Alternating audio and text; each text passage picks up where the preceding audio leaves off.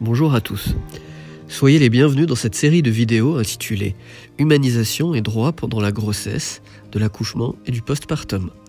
Dans cette vidéo, nous allons aborder ce que la femme peut faire pour réussir l'allaitement. Allaiter est une pratique qui doit être apprise.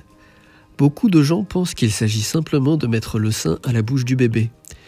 Mais ce n'est pas aussi simple. Ce n'est pas seulement votre responsabilité de femme et de mère. Il faut que votre famille, les personnes qui vous aident au quotidien et les professionnels de santé participent. Quand le bébé naît, le sein produit un lait très clair appelé colostrum. Le colostrum seul est suffisant pour alimenter votre bébé. Il n'a pas besoin d'eau ou d'autres aliments. Le plus grand défi à ce moment est la manière d'amener votre bébé au sein.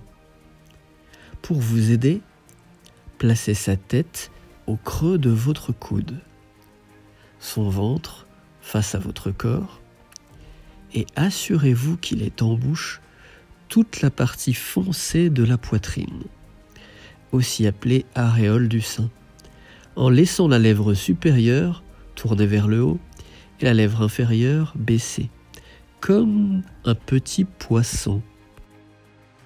2 ou 3 jours après la naissance, la poitrine se remplit de lait.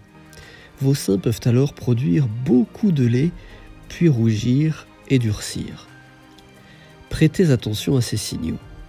Pour les éviter, donnez le sein à votre bébé dès qu'il le souhaite. Et si vous sentez que votre sein est dur, massez tout autour de lui.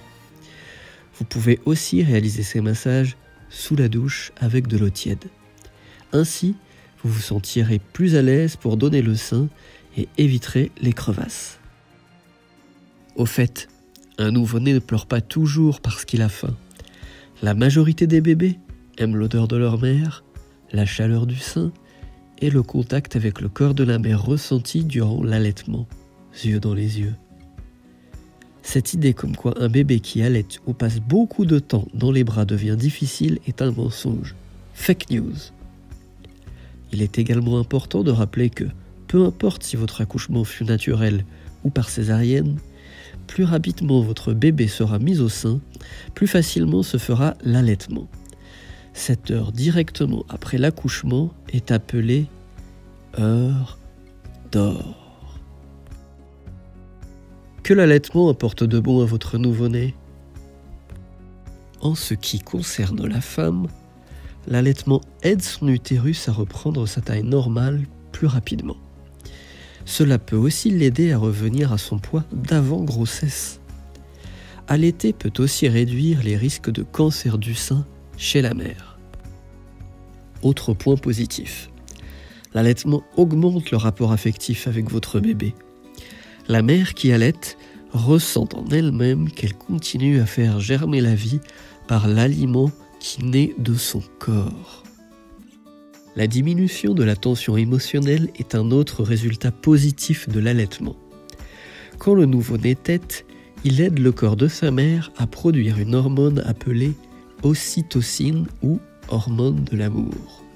Elle apporte une sensation de bien-être et de tranquillité à la mère et son bébé.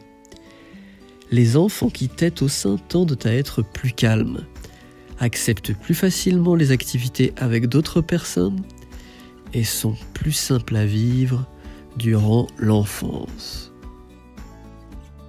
L'allaitement peut aussi aider certaines femmes à reprendre une vie sexuelle, car lorsque le bébé tète le sein, apparaît une réponse dans le corps de la femme qui peut éveiller des sensations de plaisir.